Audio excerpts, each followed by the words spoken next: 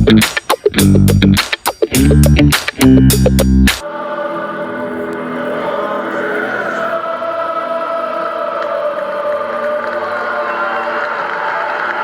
there, Gooners. Welcome back to GoonerPavilion, the podcast where you come for the Arsenal, stay for the family, and we break down all things Arsenal with passion, precision, and let's be honest, with a bit of pettiness when we do need it, which I will be getting into today. And today I'm diving into the Arsenal game against Brighton. I want to preview that game. What are my thoughts? Some redemption acts, fingers crossed in that game, and why I think that Arsenal would have a dominant performance in this game. Let's get into it. All right, let's start with the drama because what's football without a bit of a bit of spice, right? Remember this game at the Emirates? Arsenal were a goal up, seemingly cruising, and then all of a sudden we started feeling the tide of the referee going against Arsenal. Of course, Declan Rice gets sent off for what can only be considered one of the most inconsequential, action that a footballer could make on the pitch, and I stand by that. I don't care what anyone says, letter of the law, all of that stuff, because guess what? No one's talking about letter of the law now. I've not seen any of that being punished, regularly anymore, and it all seems to be all been forgotten about. But if I know Declan Rice right, I think he's going to be out, to show that, he is very competitive. That was his very first red card. And I think he will be out there to prove that he is going to make a redemption for Arsenal. I think personally, he will look at this was that cost Arsenal the points in that game. And in this game, I want to make sure that Arsenal takes all 3 points. I hope he starts. I know he's been having a few niggles. I hope he starts. But listen, that's drama, right? That's drama. He's got something to prove, not just to Brighton, but to himself as well, the fans and the league. And honestly, my petty side is loving it, right? I'm all for it. I'm all for this, Declan Rice going there and giving a you know what, to those guys at Brighton. So I think, Rice will dominate the midfield, and he will make those crunching tackles, he will make those runs, and he might even come up with a goal. And that's why we paid the big bucks for him. Brighton, listen, Brighton at home, the same sort of narrative as it was against Brentford. I won't lie, I was a little bit nervous going to that Brentford. But listen, Arsenal have won 4 games consecutively right now. And, I think I've always been saying that, we need to win 5 games in a row. And it was something that we never did at the start of the season. So I think this game is significant because it kicks that number 5 into gear. Now I want that to be replicated in the league. I want us to win 5 games in a row in the league. And I think that Brighton's home resilience, definitely can be mentioned, can be talked about. They're very solid at home. I think they've lost just once in their last 5 games. And every team thrives on the energy of their fans. And so they'll be looking to make life difficult for us, right? But here's the thing, this Arsenal side isn't just good, we're adaptable. And I really love that. I love the fact that we're adapting to teams, we're changing things, we're getting goals from different sides. And guys, listen, don't let anyone try and shame you about the fact that Arsenal are scoring from set pieces because other teams would love to score from set pieces. I think I was reading a stat, was talking about Ipswich that they've had over 100 corners and they haven't scored from them. That's ridiculous. And for me, when Arsenal gets a corner, I'm thinking one of them is going to go in. So listen, we're adaptable. We can grind our wins. We can dominate possession. We can hit on the counter attack when it's needed. We respect Brighton's home record, but we don't fear it, right? And that's how this team operates. I'm really confident about us going to Brighton and getting a result. And when other teams used to do this, people used to talk about their resilience, their championship material, and all of that. And when Arsenal does it, it's like, oh, do we need a striker, and things like that. People start having those narratives. What are the keys to the game in this game? What are the keys to the game, guys? What do you think is going to make the difference? In my opinion, I think it's going to be midfield, the dominance of the midfield. We've got to dominate that midfield. This is where Declan Rice comes back to the spotlight. He's the engine of our midfield. I want to see him in that midfield. There are some decisions to be made in the defense with Uran Timber getting suspended. Honestly, I don't mind him getting suspended in this game because I think we need him more in that United game that we're going to play in midweek. So isn't United or Newcastle that we play? I think it might be Newcastle that we play. I think we need him more in that game than this game against Brighton. So I think we'll be fine.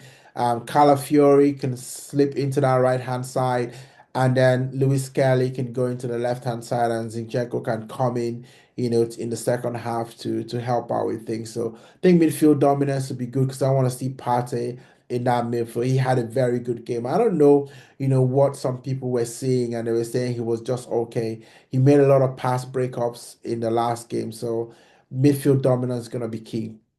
And the other thing is going to be exploiting the flanks. I think it's going to be crucial. It'll be interesting to see what Mikel does on the right hand side in this game, considering that Waneri played that right hand side. He's not Saka, nobody will be. But I feel like, because we've got 9 games in January, I think he's going to alternate that. I expect Kai Havertz to come back into the team as well. So that makes it a little bit interesting.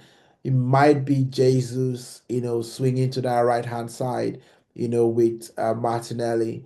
At least that combination will be on the pitch. I don't know whether it'll be a combination that starts, but I certainly see that combination happening at some point, during the game. And then defensive solidity. I think this is always a key for Arsenal. This is probably our most underrated weapon in Arsenal. The fact that we are very, very strong defensively. And I know that Ryan made that save against Brentford that kept us in the game. But that's why you have a good goalkeeper. And I wasn't always on Raya's side of things, but I'm coming around to it because he has been doing very good.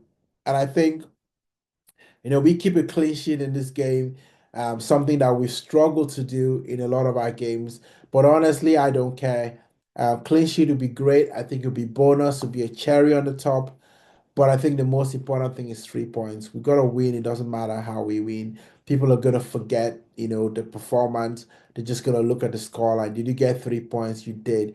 Because by getting 3 points, you're now 3 points away from Liverpool. Don't forget that 3 points to get 3 points. I love that. I love that. Actually, I think that's a nice tagline. 3 points to get 3 points.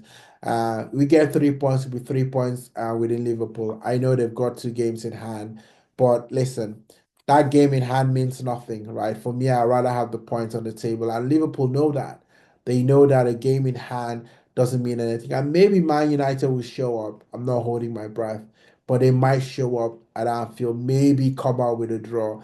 I think that there are a lot of players there that should be playing for professional pride, likes of Bruno Fernandes, because he threw a strop, in Liverpool the last time when they got an absolute drubbing there, which was it 7-0 at Anfield. I think they will remember that and they would want to make a better showing, but I don't know. I think Liverpool are just too strong for it. Brighton also have, challenges. They've got injuries in their squad as well. Um, I think Mitoma, Evan Ferguson, always a danger. No Danny Welbeck. I think that's a massive, massive blow. I think that has coincided with their dip in form, as well. There's been a few players stepping up into performing the role. João Pedro has been trying to do the business, and he was a thorn, in Arsenal flesh, not because he played particularly well, but you need a strong referee for this game. And I don't know who's the referee for this game. I didn't check before I jumped on. I should have checked actually. I don't know who the referee is, but you need a strong referee for this game because you know that Brighton are going to be up to no good.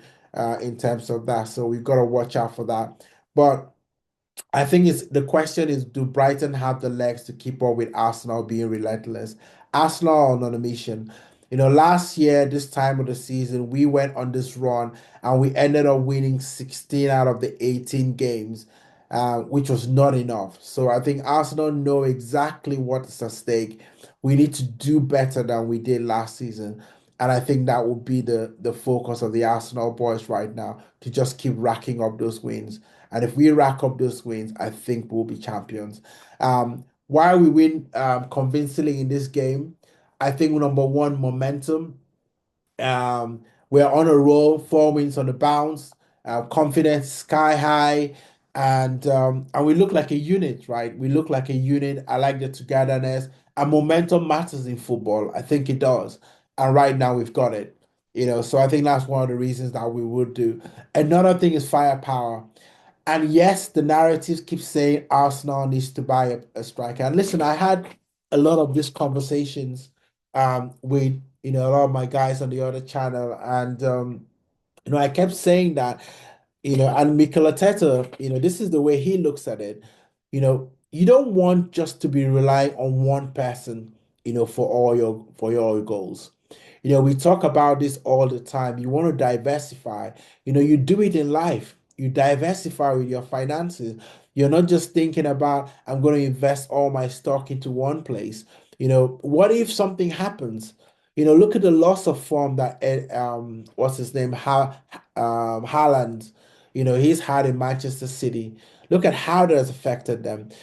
Spurs have had players that have scored 30 goals. What trophy did they get from that? So for me, I like the fact that, and I think the thing that dropped off for Arsenal last season was the fact that Martinelli and Odegaard didn't score as many goals as they scored in the previous season. Now, if they add that to the game, the Samba boys get back into it. The two Gabbies, start to do stuff. Gabriel Jesus, Gabriel Martinelli, they start banging goals. Martinelli is now 3 and 4 away games. Jesus 6 and 4, I think, as they say. So those boys banging goals, that's where I want to be. I want to be where everyone is contributing a goal. Rice maybe gets another 3 or 4 before the end of the season. That would do me good. Odegaard, we need him to start scoring after his injury. I think we'll be fine. I think we'll be fine. We probably need players more to cover for positions like Martinelli and Saka rather than an out-and-out striker. But that's my take. I think we've got the firepower. The attack is stacked. Trossard, Odegaard, Martinelli. I think they will do the business. And the other thing is Mikel Arteta. I think I talked about it earlier on. Adaptability is very key for Arsenal. We know how to play that nice, beautiful football, but we know how to shut up shop. Mourinho style. We go 2 up, we cut it out. People don't even get a shot at target. That's how rough we are, right? We don't play around, right? Once we lock it up, we lock it up. We lock it up, so tight. You would think that we're virgins, right? Literally, Arsenal don't mess around when it comes to locking up the game. So we do lock up the game, and I like that about us. So, hey guys, let's be confident, right? I don't think we should be going into this game, anyway, other than being confident for the 3 points. Don't forget to like and subscribe, guys, if you like what I've just said right now. And put in your comments. Let me hear from you. What do you think about the game? I'm going to go for an Arsenal 4-1 victory. I think that we can score 4 goals against Brighton in this game. I think we need to keep scoring. Goal difference might be a thing. We're currently behind on that, and we need to start making up on goal difference. So I'm going to go 4-1 to the Arsenal. What's your scoreline? Drop that in the comments below. Until the next time, keep the faith and come on, you Gunners.